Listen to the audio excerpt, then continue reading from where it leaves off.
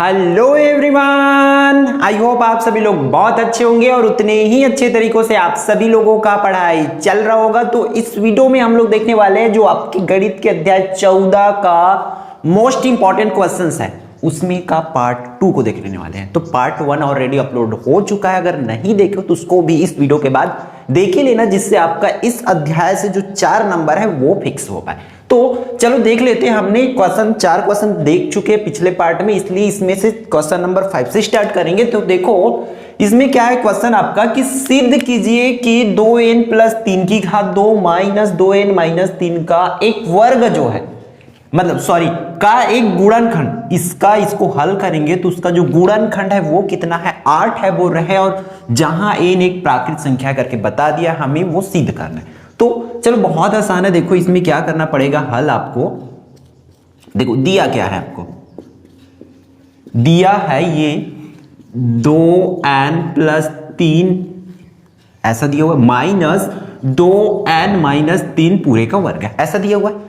तब देखो यहां पर इसको हम कर क्या सकते हैं, इस चीज को अगर ध्यान देंगे तो एक फॉर्मूला आपको याद आ रहा होगा ऐसा वाला, a का वर्ग माइनस b का वर्ग। देखो अगर मैं पूरे को a मानूं तो a का वर्ग और इसको पूरे को b मानूं तो b का वर्ग, ठीक है। तब क्या होगा, इसके मतलब क्या होता है, एक बार a प्लस b और एक बार a माइनस b, ऐसे लेना होता है ना। तो सिमिलरली हम लोग इसको भी तो वैसे ही कर सकते हैं ना, किसको, इसको जो दिया हुआ है हमें क्वेश्चन में, तो देखो ऐसा दिया हुआ तो उसको ऐसे करना है a प्लस बी, मतलब ये पूरे को क्या मानना है आपको a और ये पूरा क्या है आपका b, ठीक है।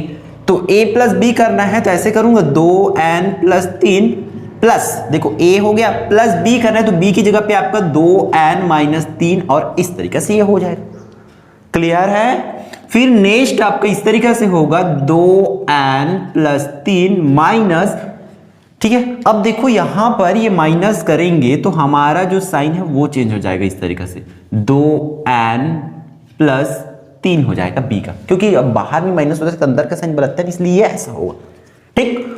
अब देखो नेक्स्ट स्टेप में आप क्या कर सकते हो, यहां पर देखो ये 3 और 3 जो है भाई आपका कैंसिल हो जाएगा, तो बचेगा 2n प्लस में 2n, यही बाकी रहेगा।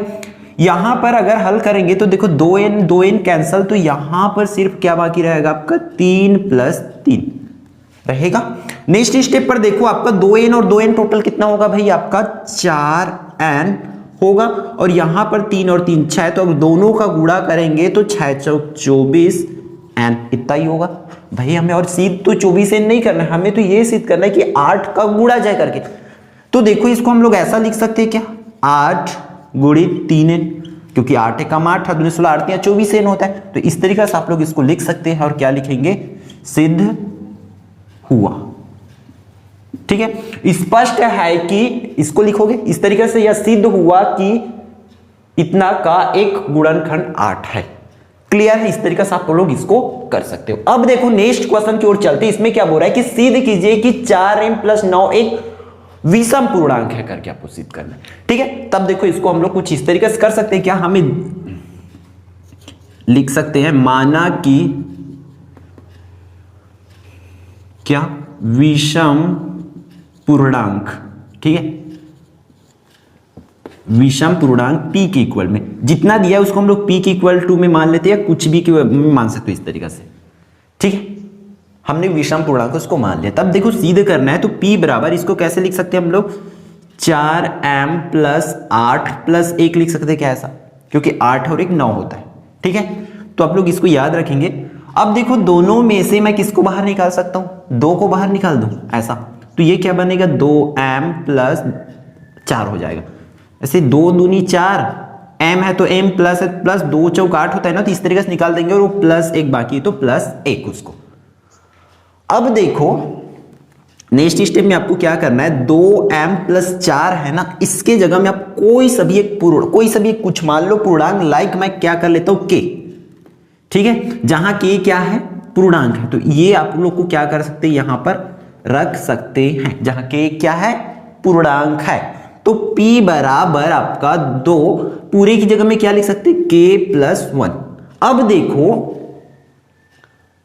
हमें क्या सिद्ध करना है कि ये एक विषम पूर्णांक है करके सिद्ध करना था। तो देखो 2k प्लस 1 इस तरीके से है, तब क्या होगा, ये विषम पूर्णांक है। तो अब आप लोग लिखेंगे यहां पर यहां के क्या है, जो लिखने के है उसको ध्यान से सुनो। यहां के एक विषम पूर्णांक है, इसलिए के क्या है, पूर्णांक है, इसलिए 2k + 1 एक क्या होगा, विषम पूर्णांक होगा। अतः सिद्ध हुआ कि क्या है, 4m + 9 एक विषम पूर्णांक है। इस तरीके से आप लोग लिखेंगे। क्लियर है?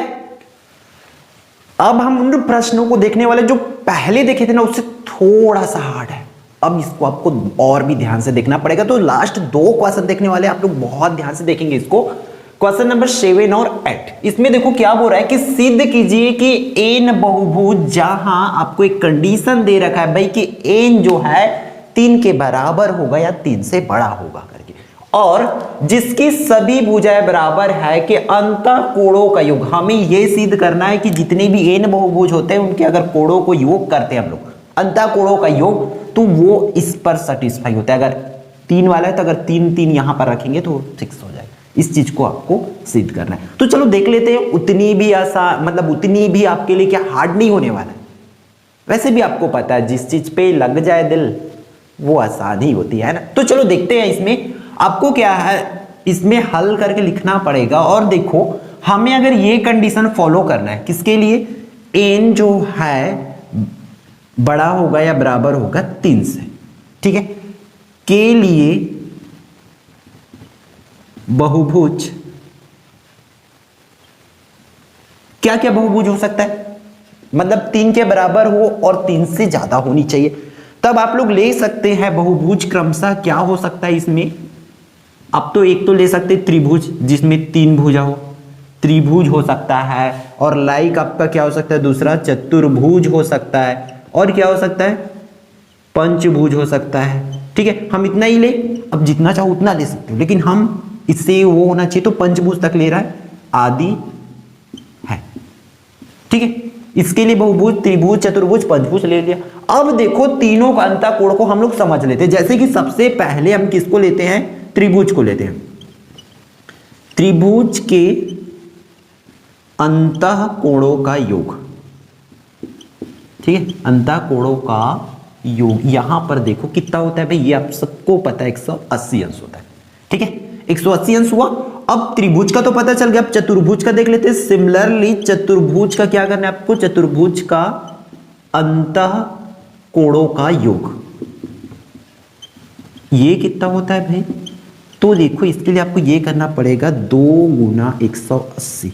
180 में 2 का आपको क्या कर देना है, गुणा कर देना है, तब इसकी आंसर आपका आ जाएगी। गुणा करो, 2 शून्यम, इसको थोड़ा सा इधर आगे बढ़ाना पड़ेगा, 2 शून्यम शून्य, फिर 2 8 16 की 6 हासिल आया, 1 2 1 कम 2 और 1 3 तो 360 होता है।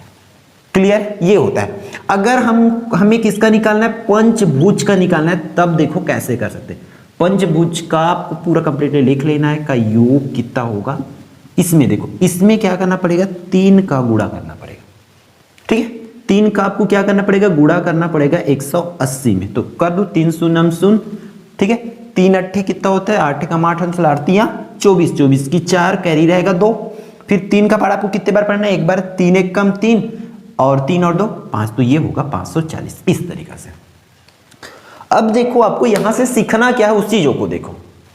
यहां पर इसकी चतुर्भुज में कितनी भुजा, 4 भुजा होती है, 4 में हम 2 कम करके गुणा किए।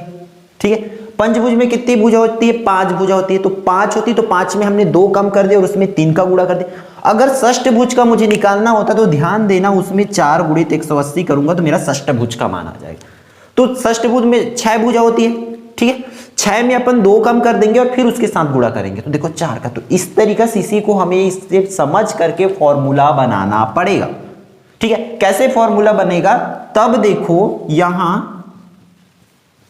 स्पष्ट है, क्या स्पष्ट है भाई कि जितने भी n भुजा वाले बहुभुज के अंतःकोणों का योग। ठीक है, ये लिखने वाला बस आप समझ जाओ, बाकी सब आसान है। देखो कैसा होता है, हम लोग कर क्या रहे उस चीज को समझो आप लोग। हम लोग भुजाओं की जितना संख्या है, ठीक है, भुजाओं की संख्या इसमें 2 कम कर रहे हैं, भुजा जितना भी है, कोई सा भी हो भुजा, देखो यहां पर 4 भुजा होती है तो भुजा की संख्या में 2 कम करिए, किए, इसमें भी 2 कम कर रहे थे। उसके बाद कम करने के बाद आपको क्या करना है, 180 का गुणा करना है। सिंपल से फंडा है इसमें। मान के चलो आपके पास कितनी भुजा है, n भुजा है, तो ये कितनी हो जाएगी, n-2। n भुजा मार रहा है ना, तो जितनी भी भुजा होगी तो n-2 कम करके उसमें कितने का गुणा करना है, 180 का। इस तरीके से कर सकते हैं। या तक क्लियर है। अब देखते हैं, थोड़ा सा और समझने का कोशिश करना। जब देखो इसका अंदर गुणा करेंगे 180 का किसके साथ, n के साथ, तो ये कितना हो जाएगा 180 n माइनस 180 का 2 के साथ गुणा करेंगे तो ये हो जाएगा 360। ठीक है। अब इसके बाद हम लोग क्या कर सकते हैं, यहां पर हम लोग यहां इस साइड देख लेते हैं। ठीक है, फिर इसको रफ कर दिया जाएगा क्योंकि वो दूसरे साइड के लिए रिजर्व है अपना। अब देखो इन दोनों में से हमें इस टाइप से सीधे करना है, तो दोनों में से मैं n कॉमन ले लूं क्या। ठीक है, अगर n कॉमन लेता हूं तब देखो कैसे होगा, यहां से n बाहर निकल जाएगा तो यहां पर सिर्फ 180 अंश बाकी रहे माइनस। ठीक, तो अब देखो यहां पर 360 के में तो n नहीं है, इसलिए उस 360 के नीचे में आपको क्या लिखना पड़ेगा, n लिखना पड़ेगा, और ये हुआ आपका सिद्ध। तो इसी को लिखेंगे सिद्ध। इतना आपको करना है। तो उस चीज को आप लोग चाहो तो यहां पर भी लिख सकते हो, क्या होगा, n 180 माइनस 360 बटा में n, यही आपको क्या करना था, सिद्ध करना था, तो सिद्ध हुआ ये। ठीक है, तो इस तरीके से आप लोग कर लेंगे। अब देख लेते हैं नेक्स्ट जो क्वेश्चन है आपका, इसमें भी बहुत ध्यान से आपको करना पड़ेगा भाई। ठीक है, लास्ट क्वेश्चन है तो ध्यान से देखेंगे। सिद्ध कीजिए कि 2 क्रमागत पूर्णांक, तो आपको 2 पूर्णांक करना है, उसके वर्गों का योग क्या होता है, 4 से विभाजित होता है, ये आपको सिद्ध करना है। तो इसके लिए क्या करना पड़ेगा, मानना पड़ेगा आपको। कैसे, माना कि, ठीक है हल हो रहा है भाई, यहां से देख लेंगे। माना कि आपको क्या करना पड़ेगा, 2 पूर्णांक कुछ भी मान लो, लाइक हम मान लेते हैं k। ठीक है, मैं k मान लिया, और क्या मान लेता हूं, माना कि पूर्णांक k, और क्या दूसरा मान लेते हैं भाई, k+1 है, क्रमागत बोला गया इसलिए पहला अगर k है तो उसमें एक ज्यादा ही होना चाहिए ना, तो इसलिए क्रमागत लाइन से वाली होनी चाहिए। तो माना कि 2 पूर्णांक k और k+1 है। ठीक है, तब देखो प्रश्नानुसार, प्रश्न में हमें क्या बोला गया उस चीजों को देखो। प्रश्नानुसार जो दोनों का वर्गों का योग है, ठीक है, किनका किनका, देखो संख्याओं के वर्गों का योग 4 से विभाजित होता है, ये हमें सिद्ध करना है। तो सबसे पहले तो k का वर्ग प्लस k+1 का वर्ग आपको इस तरीके से करना पड़ेगा। तो k का वर्ग को k का वर्ग ही लिखेंगे प्लस, अब यहां पर देखो इसको a+b वाले फॉर्मूला में तोड़ना पड़ेगा, तो k का वर्ग प्लस 2ab, ऐसा हुआ 2, फिर a की जगह में k है तो k, b की जगह में 1 है तो 1, प्लस b का वर्ग मतलब 1 का वर्ग। ठीक है, फॉर्मूला आप लोग चाहो तो बगल में लिख देना कि a+b पूरे का वर्ग वाला से हुआ है a का वर्ग प्लस 2ab प्लस में b का वर्ग, इस वाले फॉर्मूला से हुआ है वो। ठीक है, तब इसको देखो k का वर्ग प्लस यहाँ पर k का वर्ग प्लस यहाँ पर 2k हो जाएगा प्लस 1 का वर्ग 1 आया यहां तक भाई। आपको k का वर्ग और k का वर्ग यहां पर जुड़ेगा तो 2k का वर्ग होगा। ठीक, प्लस 2k और प्लस 4। अब देखो इसको क्या करना है, इससे आगे तो कुछ हम हल नहीं कर पा रहे हैं। ठीक है, ना तो जुड़ेगा ना तो घटेगा ना तो कुछ हो रही। अब हमें इस पर आ जाते क्वेश्चन पर 4 से विभाजित करने पर। ठीक है, अब हम लोग क्या लिख सकते हैं, इसको 4 से विभाजित करने पर, 4 से विभाजित करना है मतलब देखो उसको हम लोग कौन से वो से करेंगे, शेषफल प्रमेय से। ठीक है, भाग भी कौन से प्रमेय से कर रहे हैं, शेषफल प्रमेय से। तो देखना कैसे होता है शेषफल प्रमेय से, आपको पता है। ठीक है, तो अब देखो इसमें कैसे करना है आपको कि जो 2 है k की जगह पे आपको क्या रखना है, 4 रखना है। तो 4 का वर्ग प्लस 2, 4 प्लस 4 ये होगा। ठीक, तो सॉरी ये 4 नहीं है भैया, आपका 1 है तो यहां पर भी 1 हो गया, यहीं से देखो गलती हो जा रहा था 2, ये 4 का वर्ग मतलब 16 प्लस 2, 4 प्लस 1 ऐसा ही होगा। 16 दूनी 32 और 4 दूनी 8 प्लस 1, तो देखो 32 और 8 कितना हो जाएगा, 40 प्लस 1।